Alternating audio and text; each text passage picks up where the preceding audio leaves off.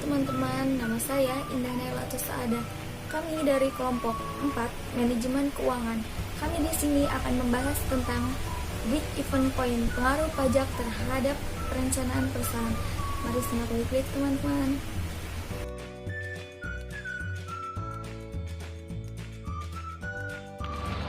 Pengertian bisnis. Bisnis atau niaga adalah kegiatan memperjualbelikan barang atau jasa dengan tujuan memperoleh laba. Dalam ilmu ekonomi, bisnis adalah suatu organisasi yang menjual barang atau jasa kepada konsumen atau bisnis lainnya untuk mendapatkan laba. Secara historis, kata bisnis dari bahasa Inggris business dari kata dasar busy yang berarti sibuk. Dalam konteks individu, komunitas, ataupun masyarakat dalam artian sibuk mengerjakan aktivitas dan pekerjaan yang mendatangkan keuntungan. Secara etimologi, bisnis berarti keadaan di mana seseorang atau sekelompok orang sibuk melakukan pekerjaan yang menghasilkan keuntungan. Kata bisnis sendiri memiliki 3 penggunaan tergantung skupnya. Penggunaan singular kata bisnis dapat merujuk pada badan usaha, yaitu kesatuan yuridis atau hukum, teknis dan ekonomis, yang bertujuan mencari laba atau keuntungan. Penggunaan yang lebih luas dapat merujuk pada sektor pasar tertentu, misalnya bisnis pertelevisian. Penggunaan yang paling luas merujuk pada seluruh aktivitas yang dilakukan oleh komunitas penyedia barang dan jasa. Namun definisi bisnis yang tepat masih menjadi bahan perdebatan hingga saat ini. Bentuk badan hukum usaha. Badan usaha adalah lembaga, sementara perusahaan adalah tempat di mana badan usaha tersebut mengelola faktor-faktor produksi. Badan usaha merupakan kesatuan yuridis atau hukum, teknis dari ekonomis yang bertujuan mencari laba atau keuntungan. Badan usaha milik negara atau BUMN. BUMN adalah badan usaha yang seluruh atau sebagian modalnya dimiliki oleh pemerintah. Assalamualaikum warahmatullahi wabarakatuh. Saya Resyani. Di sini saya akan menjelaskan tentang break-even point. BEP atau break-even point adalah sebuah titik impas di mana pendapatan sama dengan modal yang dikeluarkan. Tidak terjadi kerugian ataupun keuntungan. Total keuntungan dan kerugian ada pada posisi 0 titik break-even point, yang artinya pada titik ini perusahaan tidak mengalami kerugian ataupun mendapatkan keuntungan. Hal tersebut dapat terjadi bila perusahaan dalam operasinya menggunakan biaya tetap dan volume penjualannya hanya cukup untuk menutupi biaya tetap dan biaya variabel. Apabila penjualannya hanya cukup untuk menutupi biaya variabel dan sebagian biaya tetap, maka perusahaan menderita kerugian. Sebaliknya, akan memperoleh keuntungan bila penjualan melebihi biaya variabel dan biaya tetap yang harus dikeluarkan. BEP sangat penting karena break-even point juga sering digunakan oleh para pelaku saham. Kalkulasi saham yang dibuat dengan menggunakan metode BEP saat seseorang melakukan kegiatan jual beli saham dapat menganalisa kapan saat tepat untuk membeli dan kapan harus menjualnya. Selanjutnya, konsep perhitungan dasar. Dalam mendapatkan nilai BEP terdapat 4 pembentuk. Keempat elemen pembentuk tersebut yaitu 1. Fixed cost, biaya tetap artinya tidak berubah meskipun volume produksi berubah. Yang kedua, variable cost. Biaya variabel artinya biaya berubah-ubah sesuai dengan perubahan volume produksi. Yang ketiga, penghasilan atau revenue merupakan jumlah pendapatan yang telah diterima oleh penjual barang. Yang keempat, laba atau profit merupakan sisa penghasilan setelah dikurangi biaya tetap. Materi selanjutnya adalah tentang 3 manfaat yang menjadi dasar break-even analysis. Yang pertama, memberikan informasi banyaknya investasi yang dibutuhkan agar dapat mengimbangi pengeluaran awal. Yang kedua, memberi margin sebagai langkah pembatasan supaya tidak mengalami kerugian. Yang ketiga, digunakan secara luas baik dalam analisa jual beli saham dan menganalisa budget dari berbagai macam proyek yang dilakukan perusahaan. Materi selanjutnya adalah tentang konsep break-even point. Yang pertama, harga jual per unit konstan selama periode dianalisis. Yang kedua, biaya yang terjadi dalam suatu perusahaan harus digolongkan ke dalam biaya tetap dan biaya variabel. Yang ketiga, jumlah produk yang diproduksi dianggap selalu habis terjual.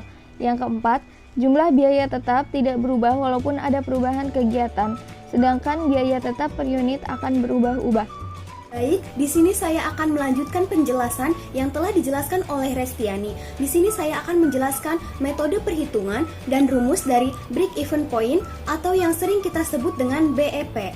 Dalam dunia usaha atau dunia akuntansi, break-even point sering digunakan untuk menemukan persamaan di mana biaya yang dikeluarkan untuk produksi barang atau jasa sesuai dengan pendapatan yang didapat dalam satu periode. Perhitungan break-even point berguna sebagai salah satu manajemen tool dalam menentukan persoalan yang tadi di atas. Ada beberapa rumus break-even point yang dapat Anda gunakan, yaitu salah satunya adalah BEP sama dengan biaya tetap dibagi harga jual per unit dikurangi biaya variabel per unit. Penjelasannya adalah selisih dari pengurangan harga jual per unit dan biaya variabel per unit adalah rumus dari margin kontribusi atau contribution margin. Cara ini bisa digunakan untuk mengetahui titik di mana jumlah beban setara dengan jumlah biaya dan jumlah unit yang dikeluarkan setiap periode dalam setiap pembuatan produk atau jasa. Selanjutnya saya akan menjelaskan tentang BEP sama dengan biaya tetap dibagi margin kontribusi per unit. BEP tidak hanya dapat dihitung dalam bentuk unit. Jika Anda sudah mengetahui berapa banyak minimal yang harus dijual dalam setiap produksi untuk menutupi biaya produksi Anda dapat mengalihkan dengan biaya per unitnya apabila diinginkan break-even point dalam rupiah. Maka dari formulasi rumus break-even point dalam unit dikalikan dengan harganya dalam kurung P. Sehingga BEP dalam bentuk mata uang sama dengan harga jual per unit dikali BEP per unit. Setelah mengetahui rumus perhitungan BEP, Anda juga harus mengetahui margin contribution atau margin kontribusi.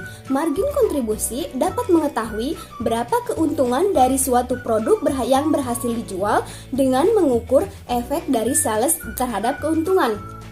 Cara menghitungnya sama saja seperti dengan break-even point yang ada di atas. Margin kontribusi sama dengan total sales dikurangi biaya variabel, atau dalam mathematical approach, biaya BEP dikurangi rupiah sama dengan total fixed cost dikali harga jual dibagi unit dikali harga jual dikali dalam kurung harga jual per unit dikurangi variabel.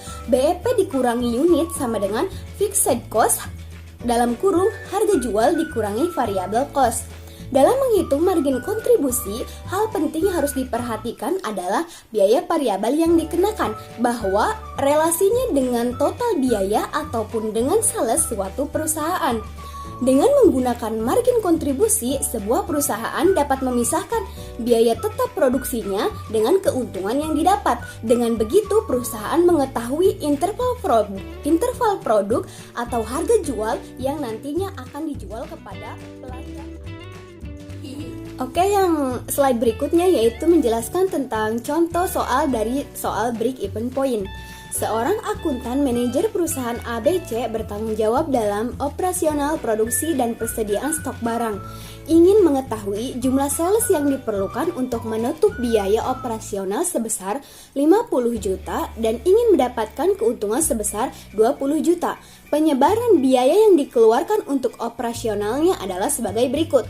Total biaya tetapnya yaitu 50 juta rupiah. Biaya variabel per unitnya 30.000.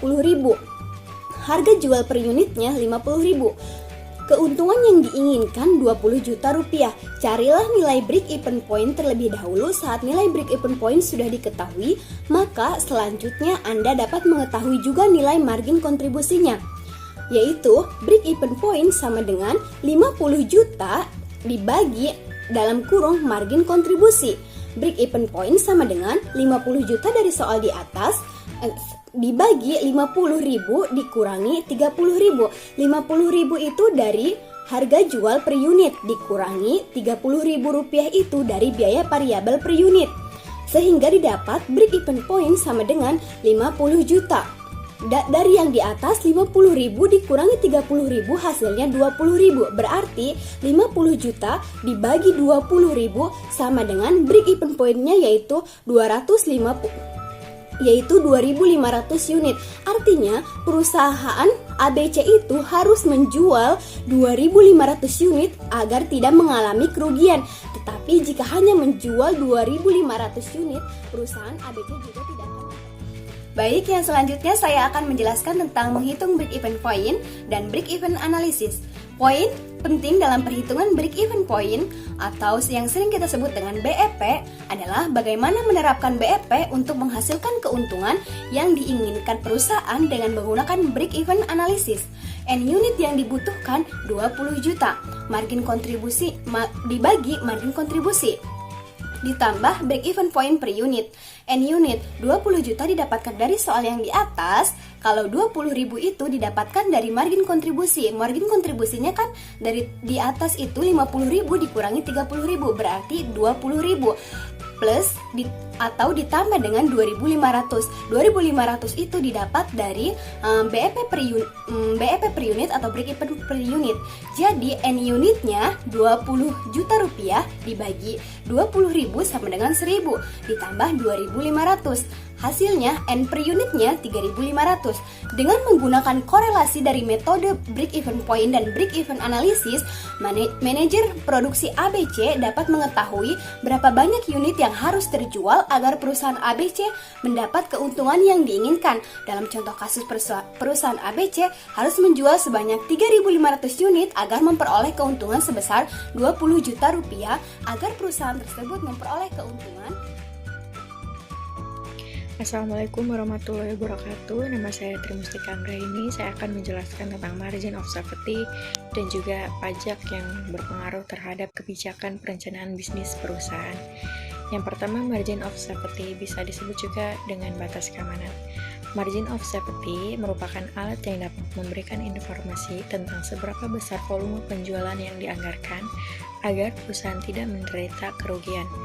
Angka margin of safety akan memberikan petunjuk mengenai jumlah maksimum penurunan volume penjualan yang direncanakan.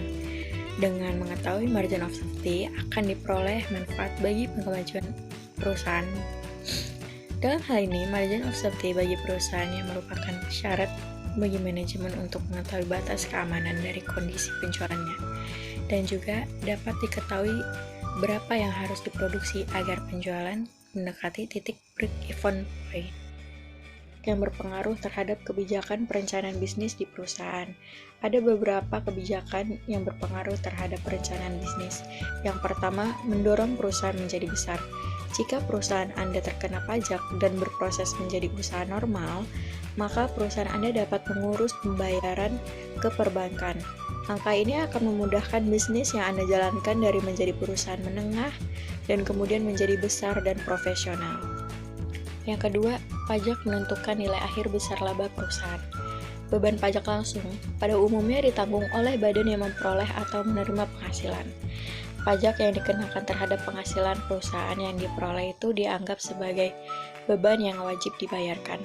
Dalam menjalankan kegiatan usaha, setelah pajak dipotong secara ekonomis merupakan pengurangan laba yang ada. Laba perusahaan yang telah dikurangi pajak akan dibagikan atau diinvestasikan oleh perusahaan. Dalam dunia bisnis, pengusaha lebih mengidentifikasikan pembayaran pajak sebagai beban, sehingga pengusaha akan berusaha meminimalkan pajak yang dibayar agar besarnya laba yang diperoleh lebih optimal. Yang ketiga, perusahaan melaksanakan perencanaan pajak dalam manajemen pajak. Dalam praktik dunia bisnis, manajemen pajak dilakukan oleh perusahaan sebagai salah satu cara tetap memenuhi kewajiban pajak dengan baik dan pajak yang dibayarkan dapat ditekan serendah mungkin. Untuk memperoleh laba yang diharapkan, manajemen pajak diawali dahulu dengan perencanaan pajak atau tax planning. Tax planning tetap berdasarkan peraturan-peraturan pajak, tetapi berbeda dengan tujuan pembuatan peraturan. Secara ekonomis, langkah ini untuk memaksimalkan penghasilan setelah pajak sehingga perusahaan tetap untung. Kurang bayar pajak cederai perusahaan. Apabila dalam seluruh kegiatan usahanya, perusahaan kurang membayar pajak dalam jumlah yang besar, maka akan berakibat buruk dan mencederai citra dan reputasi perusahaan yang telah dibangun. Cara efektif mengantisipasinya adalah dengan lebih berhati-hati menyusun laporan keuangan bisnis Anda. Yang terakhir, pemborosan karena tidak kena pajak. Dapat dimungkinkan terjadi apabila suatu usaha tidak pernah dikenakan pajak, maka pelaku bisnis di dalamnya kurang memahami di mana letak efisiensi pengeluaran perusahaan. Jika semakin larut, maka yang akan terjadi adalah pemborosan dalam segala proses bisnis yang sebenarnya dapat menjadi efisien apabila dikaji dan direncanakan dengan matang. Dari materi yang sudah disampaikan oleh teman-teman saya, jadi kesimpulannya, break-even point atau BEP dapat diartikan sebagai suatu titik atau keadaan di mana perusahaan di dalam operasinya tidak memperoleh keuntungan dan tidak menderita kerugian. Tujuan dari analisis ini yaitu untuk mengetahui pada volume penjualan atau produksi berapakah suatu perusahaan akan mencapai laba tertentu. Analisis break-even point secara umum dapat memberikan informasi kepada pimpinan bagaimana pola hubungan antara volume penjual, cost atau biaya, dan tingkat keuntungan yang akan diperoleh pada level penjualan tertentu. Analisis break-even dapat dirasakan manfaatnya apabila titik break-even dapat dipertahankan selama periode tertentu. Keadaan ini dapat dipertahankan apabila biaya-biaya dan harga jual adalah konstan. Karena naik turunnya harga jual dan biaya akan mempengaruhi titik break-even. Oke, terima kasih teman-teman yang sudah menonton video ini.